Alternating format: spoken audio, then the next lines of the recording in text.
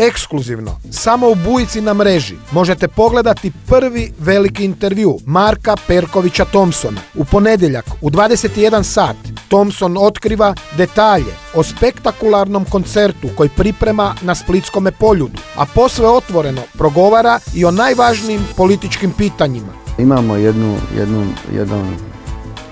manjinu koja nameće nešto što nikada nije živjelo ovdje kod nas u Hrvatskoj. Inicijativa U ime obitelji je pokrenula nešto što je konačno probudilo malo ljude i vratilo jedan kako ću kazati, osjećaj dostojanstva. O sudskim namještaljkama. Ja sam uvjeren da je to namjerno napravljeno, da me se pokušalo iskompromitirati. O zabranama. Na mojim koncertima su isto tako, neki su se tužili da su im zabranjivali i zastave sa prvim bijelim poljem, crne majice koje su, ne znam, ništa na njima nije bilo, dakle...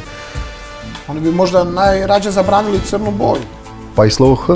Mreža TV vam predstavlja Bujicu Velimira Bujanca, provokativniju i uzbudljiviju nego ikada do sada.